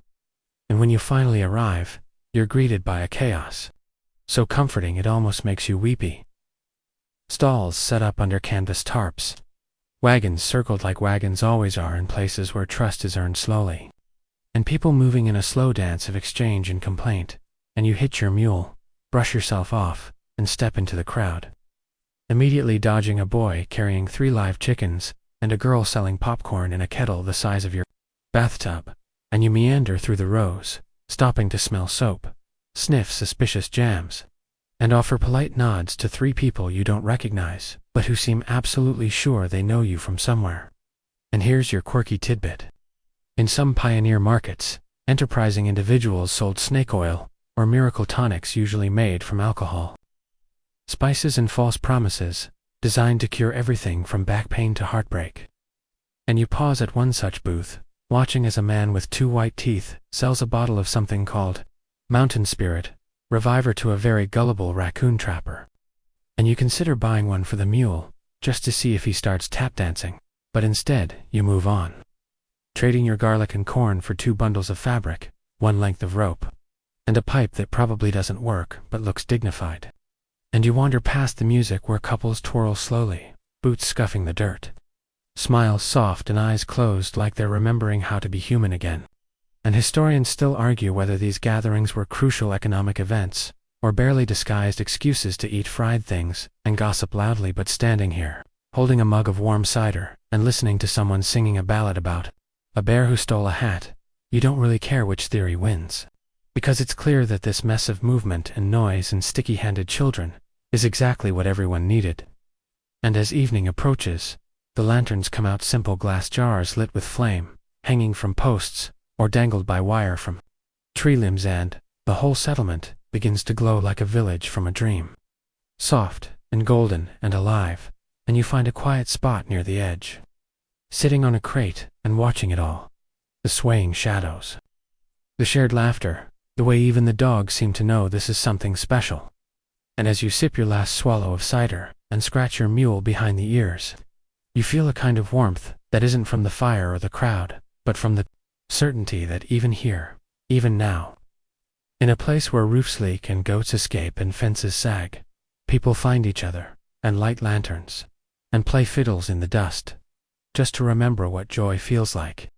The market slowly begins to dissolve as twilight thickens, first the outliers, then the old-timers, then the ones with young children bundled in arms or slung over shoulders, like softly snoring sacks of potatoes. And by the time you rattle back down the path in your creaky cart with your mule muttering under his breath, the stars are just beginning to salt the sky with pinpricks of silver, and you can still hear the faint notes of that fiddle echoing in your ears, twirling through your memory like smoke curling around the edges of your day. And back at your cabin, the woods are quiet again, the path empty, your lanterns swinging gently on their hooks like sleepy eyes refusing to close. And after a brief scuffle with the front door, latch which sticks now, unless you mutter sweet nothings, you settle in by the hearth with your newly traded bundle of fabric, your gently bruised pride, and the strong smell of pickled beets that someone insisted would fix your mood, your mules, and possibly your marriage. And you lay the fabric out on the table, running your fingers over the pattern's small faded stars and curling vines, far more delicate than anything you'd expected. And for a moment you just sit there, watching the fire reflect in the glass jar on the shelf, in the spoon left out from breakfast, in the bits of dust turning lazy circles above your head. And tomorrow, you remind yourself, you'll use this cloth to make new curtains, or maybe a shirt. Or maybe you'll just fold it and keep it safe, something pretty to look at on the grayest days. And then your hand touches the second thing you'd forgotten. You bought a small, curved knife in a leather sheath, clearly handmade, and as you pull it out and hold it up to the firelight, you admire the notches along the handle. Little markings someone carved for reasons you'll never know. Days, people, animals, memories, maybe. And here's your mainstream historical fact for the evening. Many pioneers carried knives, not just as tools, but as symbols of independence, of preparedness, of being able to fix, carve, clean, or defend without asking permission. Yours, now warm in your palm, makes you feel oddly comforted, like maybe you're just a little bit more ready for whatever the next sunrise throws your way. And just then, right on cue, hear it. Not the wind, not a squirrel raid, not even the ghost chicken you've half convinced yourself lives in the crawlspace, but a slow, deliberate knock on the door. 3 soft raps that immediately make your shoulders tense and your hand tighten on the knife's handle, not out of fear exactly, but because in the woods, after dark, visitors are rarely casual. And you set the blade down quietly, ease your boots back on, and open the door, just a sliver, enough to see a shape, a man, older, with a beard that looks like it's been trying to retire for years, and eyes that shine sharp under the brim of his hat. And he holds up one hand, palm out, peaceful, and says, "Evenin'. Name's Sawyer. I believe I owe you a roof." And at first, you just blink at him, wondering whether this is some cosmic joke. And then you remember months ago, when your roof first began leaking, your neighbor said he knew someone with real skill, someone who traveled around helping fix things in exchange for food, a place to sleep, and a story or two. And you'd nodded and promptly forgotten, as one does when chasing goats or accidentally starting soap fires. And now here he is, Sawyer the wandering roofer. And after a moment of mutual, suspicious squinting, you invite him in, offering him a seat by the fire and a cup of cider that tastes mildly like regret and wood smoke. And he accepts both, without a word, pulling out a small notebook and jotting something down as the fire crackles between you. And here's your quirky tidbit. In certain frontier regions, traveling tradesmen kept small tally books where they recorded not just jobs completed, but observations, weather, local gossip, funny mishaps with mules which became informal, histories of entire areas, patchwork diaries of a people too busy to write their own. And as Sawyer sips and scribbles, you tell him about the fence, the goat's escape, the leaky corner that you patched with bark and what may have been expired. Optimism. And he chuckles once, deep and gravelly, then nods toward the ceiling and says, "I'll take a look at that roof come first light. Looks like it's sagging in the northwest corner. Could be rot. Could be raccoons. Could be raccoons causing rot." And you nod, grateful in that quiet way only tired people can be, and suddenly aware of how much you've been caring literally, emotionally, metaphorically, how long you've been patching and mending and hoping, and how strangely comforting it is to have someone else, even just for a day, shoulder part of that load. And historians still argue whether the frontier spirit was about independence or interdependence, whether settlers prided themselves more on doing it all alone or on helping each other when the barn caught fire or the beans refused to grow. In this flickering moment, across the crackling divide of a warm hearth, a creaky chair, and a shared silence, you decide it doesn't really matter. Because survival wasn't about one or the other, it was about knowing when to be alone, and when to let someone in who knows how to fix a roof without judgment.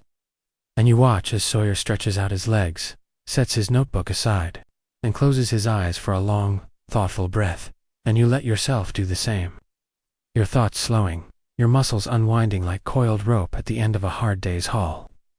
And for a long time neither of you speaks, because in pioneer cabins, silence isn't awkward, it's just another part of the architecture. Like the rafters, the hearthstones, or the spot where the wind always sneaks through. No matter how many rags you stuff in the gap, and eventually, the fire dies down. 2 coals, the mule outside lets out a sleepy huff, and Sawyer stands, stretches, and says, "You get some rest. Tomorrow, we give that roof a proper talking to," and with that, he settles into the small cot near the door. Boots off, hat tipped low, and you retreat to your bed, blanket pulled to your chin. The scent of cedar smoke, curling gently through the room, like a lullaby made of ashes and comfort. And in the dark, you smile just a little, because you've got help. You've got fabric, you've got a goat that might finally be tired, and tomorrow, your roof gets a new chance to keep the sky where it belongs, on the outside, and you roll onto your side, listening to the old timbers creak and sigh like they're settling into the idea of being repaired. And you think about the market, the lanterns, the stars, the bottle of miracle tonic you didn't buy, though you kind of wish you had. And you finally drift off with one last thought, echoing gently through your sleepy brain, that maybe, just maybe, pioneer life isn't about making everything perfect. It's about finding a way to live with the crooked beams, the leaky edges, and the joyful noise of chickens who refuse to be contained. The morning arrives not with a bang, but with the soft clatter of tin against wood, as Sawyer, true to his word, is already on the roof before the sun fully clears the treetops. Hammer in one hand, a small sack of mysterious tools in the other. And you step outside with a mug of lukewarm tea. Because the fire didn't light quite right this morning, and you were too sleepy to argue with it. And you look up to see him perched like some seasoned chimney spirit, already removing soggy shingles with practiced flicks of his wrist, muttering to himself, in a language made mostly of grunts and commentary about this nail, clearly being hammered by someone using their forehead. And you take a sip of your tea, wince at its woodsy aftertaste, and call up, "Be gentle, that roof has feelings," and he grins but doesn't stop working, his boots balanced just so on the sloping pitch. And you feel a strange sensation that might be admiration, or possibly jealousy because he's doing what you tried to do weeks ago, only without slipping, cursing, or gluing a leaf to his thumb with tree sap, and you set the mug down and get to work nearby, sawing a fresh pile of firewood, your muscles moving through the familiar rhythm of push, pull, pause, breathe, and as the air warms, the cabin begins to smell again of bark and smoke and damp earth. And here's your mainstream historical fact for the day. Many pioneer cabins had sod or shake roofs that needed constant upkeep, and without regular maintenance, they could cave in under snow, rot in spring rains, or play host to unwanted guests like moths, snakes, and the occasional raccoon with delusions of grandeur. And it's only when you haul the last log to the stack that Sawyer hops down and joins you by the pile, brushing sawdust from his sleeves and saying, "You had a wasp nest up there. Or maybe 3. Hard to say. One of them stung my boot," and he lifts the boot to reveal a red welt on the leather, as if even the insects are territorial up here. And you offer him some jerky and a place to sit, and the two of you lean back against the logs, chewing slowly, watching the blue sky stretch overhead, and you think about roofs, not just literal ones, but all the protections you try to build around yourself out here, routines, fences, clever workarounds, the illusion that you're alone because you choose to be, not because it's easier than explaining who you used to be before the forest grew around you like armor. And here's your quirky tidbit. In some regions, pioneers kept live plants on their rooftops not for decoration, but to keep the sod from blowing away, or to help soak up rainfall, resulting in homes that looked like part of the landscape. Like the hill itself had decided to grow a chimney and raise a family. And you wonder, not for the first time, if your cabin is slowly becoming one with the forest, especially since your porch now hosts a sprout that might be a tomato, or might be a tree with ambition. And Sawyer tells you a story about a roof that once collapsed under the weight of snow, revealing not the attic but the family's secret stash of dried peaches, which proceeded to bounce off the table and directly into the soup pot in what he called a culinary accident and a divine blessing. And historians still argue whether roofing techniques were more practical or symbolic, whether a good roof meant simply staying dry or standing proud, a sign that you'd claimed this patch of earth and made it yours. And as you and Sawyer sit there, sticky with sweat and satisfaction, you decide the truth is both. A roof is a shield and a flag, an act of defiance against weather and worry alike.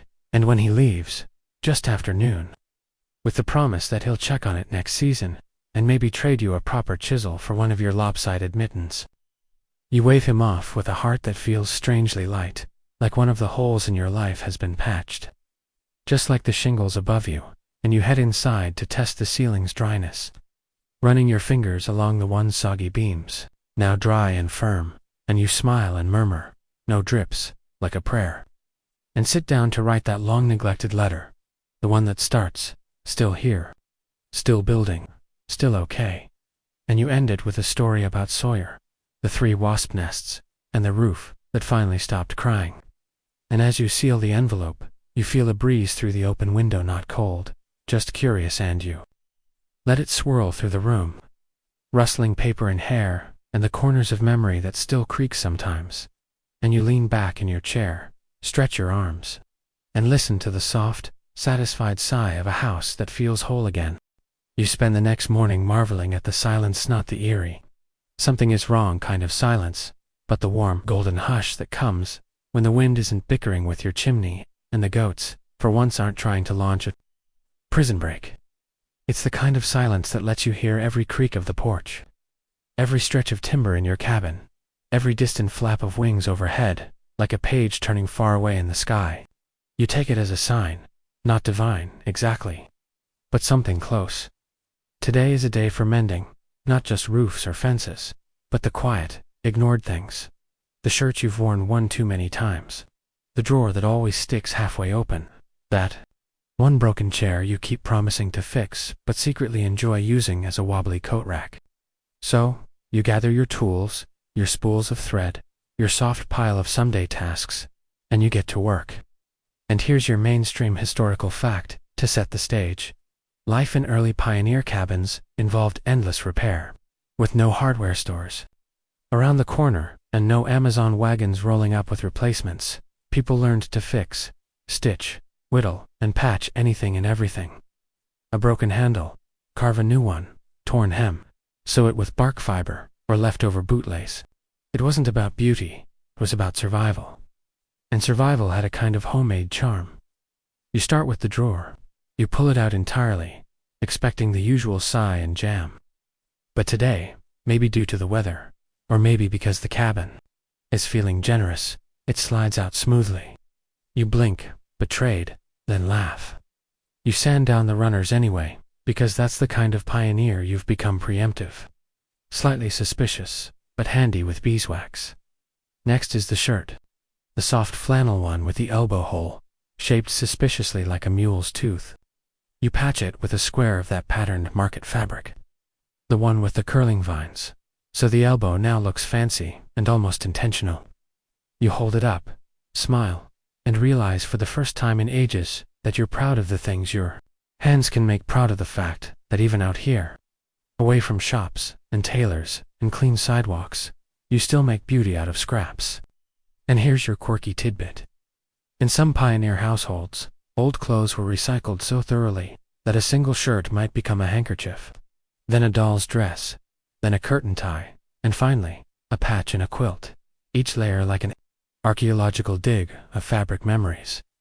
By noon, you've sewn, carved, sanded, and muttered your way through half your two-fix pile, and you decide to tackle the chair. This chair is not just any chair. It's the one your neighbor gave you when you first moved in. The one he insisted had personality, which apparently meant it wobbled to the left and made a mournful groan when anyone over 80 pounds sat on it. You flip it over, tighten the legs, replace a dowel that looked more like a twig with delusions of grandeur, and test it with your full weight, flinching as you sit. It creaks, it groans, then silence. The good kind. The kind that says you did it in the way only pinewood furniture can. You sit back, chair stable beneath you, and feel the weird satisfaction of fixing something broken, not throwing it away, not replacing it, just helping it be useful again. Historians still argue whether pioneers spent more time building or repairing, whether the stories of endless construction overshadow the quieter truth that most frontier life was spent maintaining, adjusting, holding things together with rope and stubbornness and homemade glue. And as you sit on your newly stabilized throne, sipping something warm and questionably brewed, you think about all the little things you've rescued today, objects that might seem ordinary to anyone else but feel like victories here in the woods. Then, just as the sun hits that perfect lazy arc in the sky, you hear it again. That soft crunch of footfall on leaves. You turn your head slowly because moving too fast after mending a chair is just tempting fate. You spot her, a girl no more than 9 or 10, barefoot and dust-covered, standing near your fence like she's made of shadow and bark. She doesn't speak, just looks at you with wide, serious eyes, and holds up a small tin pail, the kind usually used for berries or pretend tea parties. You stand, chair forgotten, and walk slowly toward her, nodding your head in that careful way one does around wild animals and quiet children. She doesn't flinch, just says softly, "Ma sent this," and hands you the pail. Inside, cornbread, still warm, wrapped in muslin, with a note that simply reads, "Thanks for helping with the roof. Needed a break from stew." You smile broad and real and probably a little ridiculous and say, "Tell your ma it's the best surprise I've had all week," and the girl nods, already backing away like smoke into the woods, vanishing the way only children and foxes seem able to do. You bring the cornbread inside, slice it with your new knife, and eat it slowly by the window, watching the trees sway and the sun filter through the branches in those soft, dappled waves that make you forget about time and clocks and anything mechanical. You chew slowly, savoring not just the food, but the gesture. Someone thought of you. Someone took the time. Someone sent warmth in the shape of bread. The rest of the day moves like syrup in winter. Slow, sweet, quiet. You clean your tools, fold. The scraps whisper thanks to the mended chair. Then step outside, just as the sun begins to slip behind the trees again, staining the forest gold and violet. You sit on the porch, breathing deep, watching smoke curl from your chimney, and feeling, for the first time in a while, like maybe everything is in its right place. Even if tomorrow the drawer sticks again, or the chair creaks, or the goats stage a coup, for now, it's enough. That night, you dream of cabins growing like mushrooms in the forest, of rocking chairs that float like canoes down moonlit rivers, and of goats always, the goats standing in your kitchen, holding serious conversations about fence policies and rationing. You wake before dawn, blinking into the soft gray light that filters through the cabin's single window, like sleepwalking on tiptoe. And for a long moment, you lie still, listening not for danger or leaks or rebellious livestock, but for the quiet rhythms that tell you everything's still in its place. The low coo of a mourning dove in the distance, the gentle huff of your mule just outside the wall, and the occasional pop of the cooling stove. It's a good morning, a start fresh kind of morning. And you decide to spend it doing something luxurious, ridiculously extravagant by frontier standards. Absolutely nothing.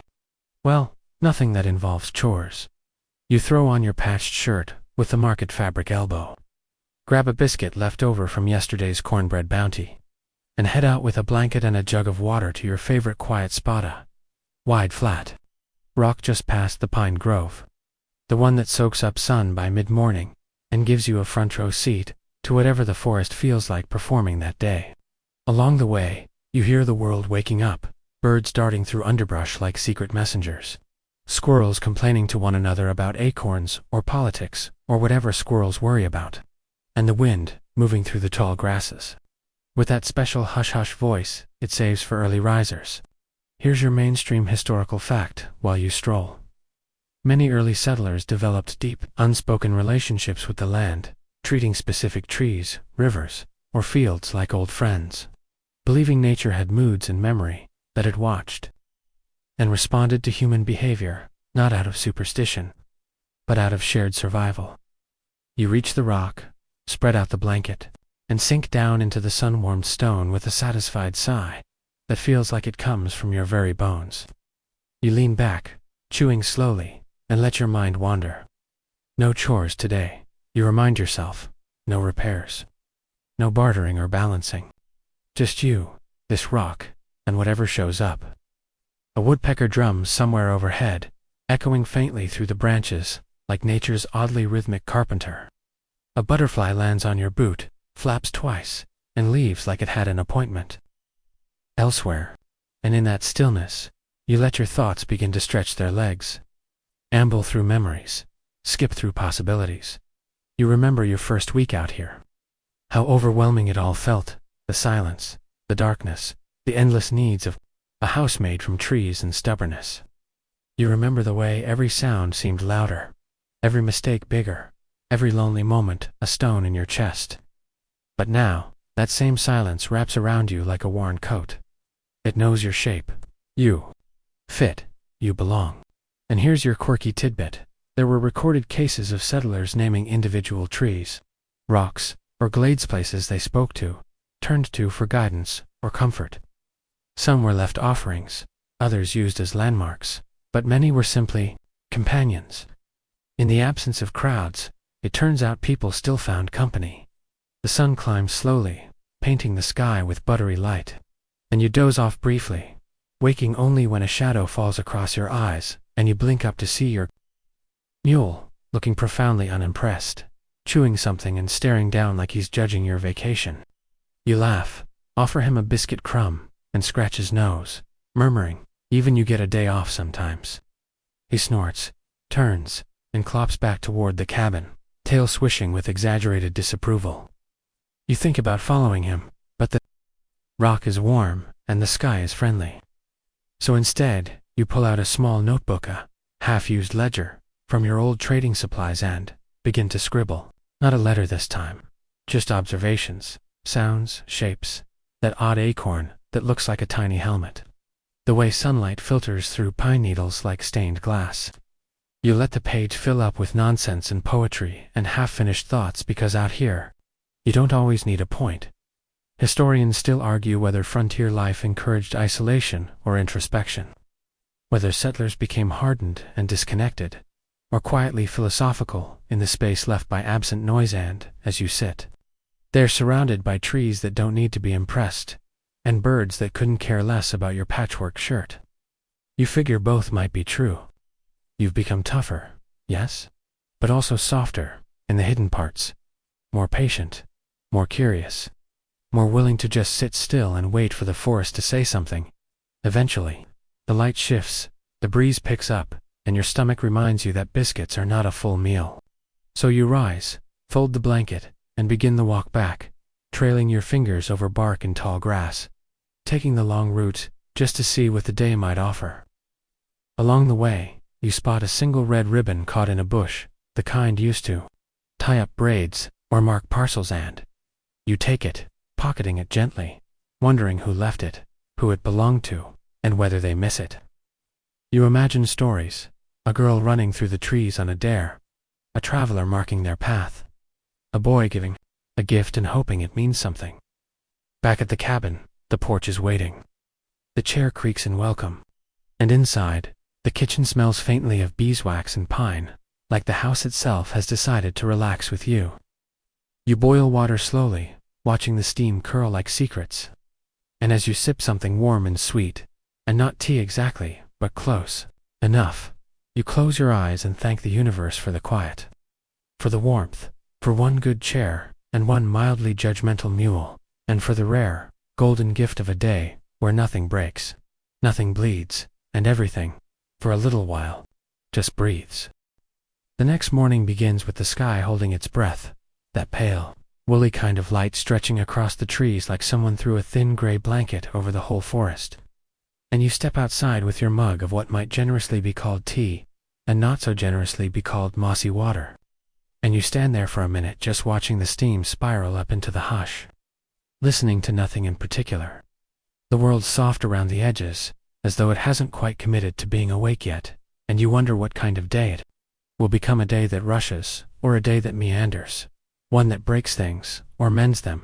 And as you sip and lean against the porch post, you realize that today, finally, it's time to tackle the back trail, that narrow, overgrown path that winds into the hills behind your cabin like an old story no one's told in years. A trail you've avoided mostly because you were busy with things like fences and firewood and escaping goats, but also because it leads nowhere in particular, or at least nowhere you've been brave or bored enough to discover. So you pack lightly, a worn satchel with a piece of jerky, a flask of weak coffee, a stub of pencil, a few scraps of folded paper, and your new knife tucked into your belt like a promise, and you start off just after the sun crests the pines, when the light is gold and sleepy and the dew still kisses every blade of grass like it means it. And as you step into the underbrush, pushing aside saplings and ducking under low-hanging branches, the familiar shape of your cabin fades behind you until it's just a memory wrapped in wood smoke. And here's your mainstream historical fact to start your journey.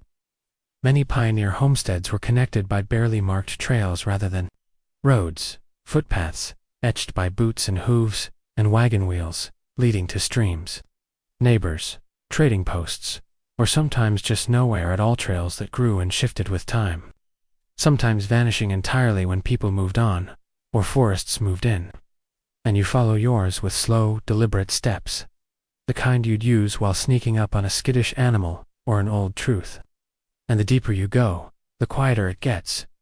Not silence exactly, but that rich, full quiet that hums with bird calls and the soft crunch of your boots, the creak of tree limbs, and the occasional scurrying thing that wisely chooses to flee before you have a chance to say good morning. And soon the trail begins to rise, gentle at first, then more steeply. Switchbacks, threading up a low ridge, where the trees grow thicker, older, their trunks like columns in a cathedral, where the sermons are whispered, and mostly about moss. And you pause often not because you're tired, but because it feels wrong to rush. Like this trail has waited long enough for company and deserves your attention. And along the way you spot signs of those who've been here before. A tree, with initials carved low into the bark, JT, and ER, the heart around it faded, lopsided, honest. A rusted horseshoe half buried in the mud. The remains of what might have been a small hunting blind, now collapsed and mossy, like a secret folded back into the earth. And here's your quirky tidbit. Some settlers believed certain trails were watched over by spirits not malevolent, but territorial, protective of their domain, and would leave small offerings at trailheads, like bits of bread, feathers, or handmade tokens, to ensure safe passage. And though you're not one for superstition, you do find yourself touching a nearby tree. Just a light tap with your fingertips. Like saying hello, just in case.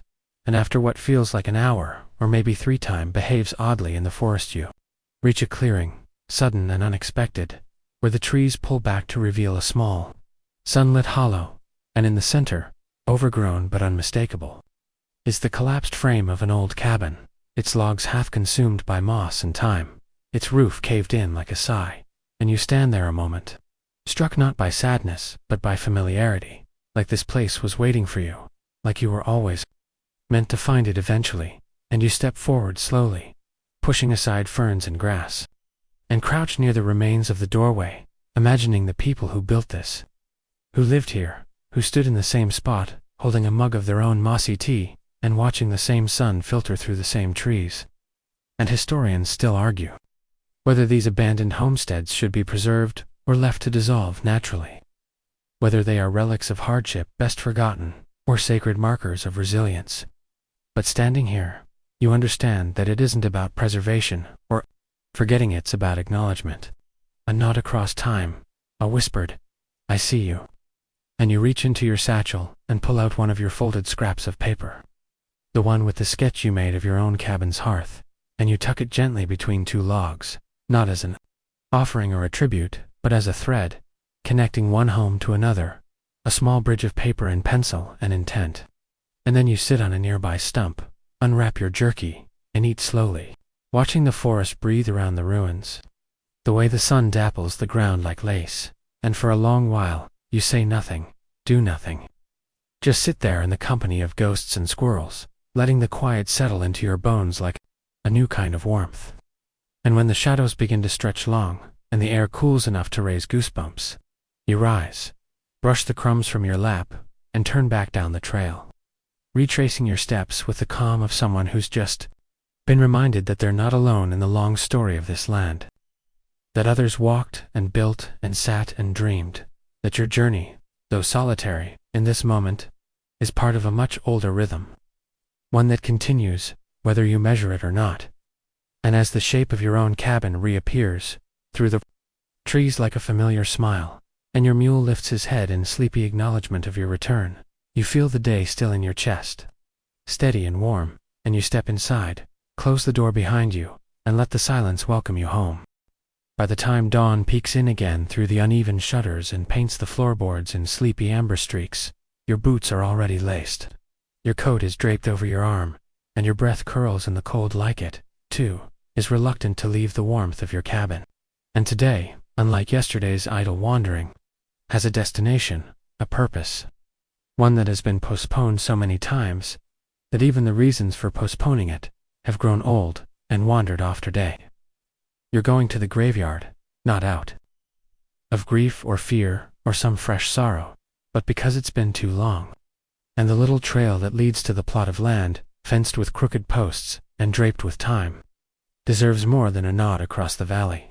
So you pack your satchel with what feels appropriate: a clean handkerchief, a smooth stone you found last spring that looks vaguely like a heart or a lopsided potato depending on the light, and a letter folded tight, written weeks ago in a moment of soft regret, and the path is familiar, winding past the edge of your goat pasture, currently empty, thankfully, and down through the old orchard where the trees still bloom lopsided each year, as if remembering hands that once pruned them with care and grumbled about late frost. And as your boots crunch over brittle leaves and frost-laced roots, you think about the people buried up ahead, neighbors, friends. One cousin who fell off a ladder and refused to stay put in his grave until someone planted lavender beside it. The fact you still smile at every spring when the bees seem especially drawn to his corner of the fence. And here's your mainstream historical fact. Pioneer graveyards were often informal affairs, marked with whatever materials were at hand: wooden crosses, carved rocks, even bits of wagon wheels, and many of them were tended not just by family, but by whole communities, who understood that even in rugged solitude, death required company, maintenance, and a kind of whispered reverence that didn't demand churches or marble to feel sacred. And as the graveyard comes into view, you slow your steps, not out of dread but out of that involuntary hush that settles in around such places, the way voices lower and footsteps soften. The way the air always feels just a touch heavier, as if it remembers more than you do. And you let the gate creak open and step inside, brushing a pine branch out of your face and nodding at the old markers like they might nod back. And in a way, they do. The ground is dotted with signs of animals who passed through, wildflowers blooming defiantly at the base of forgotten stones, and a single red feather caught in the fence like a bookmark in a very old story. And you kneel by one particular plot, unmarked now, except for the shape the grass refuses to grow in, and the indentation only you seem to notice, and you place the stone at the foot, smooth side up, and unfold the letter slowly, reading it aloud. Not because the dead need words, but because the living need to let them out. And your voice cracks a little halfway through, not from sadness, exactly, but from the sheer weight of time. The realization that memory isn't linear out here, that it bends and drifts like smoke. And here's your quirky tidbit. Some frontier families believed you had to speak aloud, to the dead, at least once a year, or they might grow restless and come knocking, not maliciously, but out of confusion or loneliness, like guests who missed the part where the party ended. And though you don't fully believe it, you've always kept the habit, just in case. And as you finish the letter and place it gently under the stone, you sit back and let the moment stretch, not hurrying it, not trying to fill it, just being. And historians still argue whether these solitary rituals were expressions of grief or resilience, whether they were signs of emotional isolation or quiet strength. But here, with your back to a splintering fence and your knees damp from morning dew, you know they were neither. They were simply necessary, the same way mending shirts or hauling water or waking up is necessary. A thread in the patchwork of frontier life, and eventually you stand. Brush the pine needles from your trousers and wander among the other plots, pausing here and there to right a crooked stone, clear a tangle of weeds, murmur a few lines you remember from old songs or stories, and when you leave, the gate closes behind you with a soft sigh, and the birds, who had been respectfully quiet, begin singing again as though they'd been waiting for you to finish. And on the walk back, your steps feel lighter. Not because you left anything behind, but because you carried something out. Connection. Closure. A strange kind of comfort that doesn't announce itself with fanfare, but arrives quiet as a heartbeat. And when you step back into your clearing, your cabin looks different. Not newer or neater, but more rooted. More aware of the passage of time and your place within it. And as you build the fire back up and heat a pan of leftover beans and biscuits, you think about how time out here is like the wind. It moves around you, through you, whether you chase it or not, and sometimes the best you can do is sit still and let it pass. Take note of the way the sunlight hits the table just so, or how the floor creaks when you walk toward the stove, or how even silence can feel full when it's shared with memory. And as the food sizzles, and the fire pops, and the wind sighs against the walls like an old friend settling in for a visit, you realize that in a world constantly shifting, fading, and growing back, your little rituals, walking the trail, leaving the stone, reading the letterer, what holds you together, threads you to the past without trapping you there. And you eat slowly, savoring the warmth and the strange peace that comes from talking to people who can't talk back. And afterward, you sit by the window and write one more letter, not for the dead, but for the living, someone you haven't seen in years. Someone who might be surprised to hear from you but will read your words and smile. And you end it the same way you always do. Still here, still building, still okay. The day after your visit to the graveyard unfolds like a softly exhaled breath. The kind of day that asks nothing of you, and promises only the faint rhythm of birdsong, the gentle hiss of wind brushing through pine needles, and the occasional creak of the cabin, as if it too is stretching its bones in the pale morning light. And you wake not with urgency, but with that rare, delicious sense of having nowhere to be, nothing to fix, and no one expecting you. And it takes a moment before you realize how still everything is, the kind of still that makes you pause mid-motion, listen harder, and wonder if the world is holding its breath again just for you. And as you sit up slowly, rubbing sleep from your eyes and stretching your spine against the groan of old timber, you let the slowness soak into your limbs, moving deliberately as though time itself has thickened like honey on a cold spoon. And you wander into the kitchen, place the kettle on the stove, and light the fire with practiced hands, every movement familiar, automatic, Not because you're rushing, but because this is what your body knows now. This is your rhythm. And while the water warms, you step out onto the porch with your blanket wrapped around your shoulders and watch the fog curl through the trees like a ghost that's lost its keys, wrapping around trunks and reaching toward your cabin with chilled fingers that smell faintly of damp leaves and last night's rain.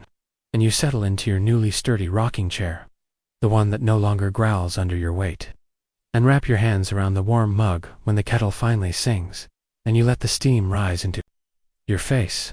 The scent of pine needle tea, sharp and oddly sweet, and in this quiet lull, your thoughts drift to all the days that have led to this one, not dramatic days or story-worthy days, but the slow accumulation of hours filled with mending, writing, hauling, planting, and remembering. And here's your mainstream historical fact. Pioneer life wasn't one long adventure, but thousands of small repetitions, chores, repairs, meals, and quiet reflections, stitched together into something resembling survival, and perhaps, on the better days, even joy. And today you feel it, not joy that shouts or skips, but the kind that hums, low and warm, like a tune you don't need to sing to hear, and your quirky tidbit. Some pioneers, when snowed in for long winters, would pass the time making shadow puppets, carving intricate toys, or even composing nonsense songs, all to remind themselves that time was still theirs to fill, even when the world outside stood still. And as you sit and watch the mist pull slowly back from the trees, revealing the familiar path that leads to the goats and beyond, you consider doing nothing at all, or maybe whittling a little, just to keep your hands busy while your mind continues to wander like a leaf on water. And historians still argue whether solitude on the frontier made people stronger or lonelier, whether all that space carved into hearts or mended them. And you think, as your blade peels curls from soft wood, and a squirrel watches you from the fence with judgment in its eyes, that the answer is neither simple nor universal, because you've been both lonely and strong, broken and whole, often in the same day. And you've learned that out here, it's possible to miss people you barely knew, to mourn things you never had, and to feel deeply grateful for a crooked chair that doesn't fall over anymore. And by late morning, the sky clears enough to show a ribbon of blue. The birds return to bickering in the branches, and you decide to write a story. Not a list, but a story. One about a traveler who builds a cabin and finds the world quietly rebuilding him right back. And you scratch it out with pencil on scrap paper, letting the words tumble out without worrying too much if they're clever or clean. Because you've come to realize that stories, like cabins, don't need to be perfect to be worth building. They just need to keep the wind out, let the light in, and give you something to return to when the world feels cold. And as you finish the first page and tuck it into a drawer already overflowing with unfinished thoughts, you smile, not because you've written something profound, but because you've written something true. And when the sun begins to sink behind the hills and the sky blushes pink and lavender, you light a lantern, sit by the window, and eat a simple supper of beans and bread, and the cabin breathes around you, wood creaking, kettle whistling, a content mule huffing outside in his sleep hand. You look around at all the things you've patched, planted, and painted, at the places where the light touches the shelves and walls like a blessing. And you know that this place, for all its quiet and rough edges, is enough, more than enough. And you lean back in your chair, close your eyes, and let the evening wrap around you like a second blanket, thinking not about what comes next, but about how far you've come, simply by staying still and listening. And now, as the fire settles into its last gentle crackles, and the darkness outside wraps the world in velvet stillness, you breathe just a little slower. Your shoulders sink just a little deeper, and even the thoughts that were once pacing restlessly around the edges of your mind begin to quiet down and nestle into sleep.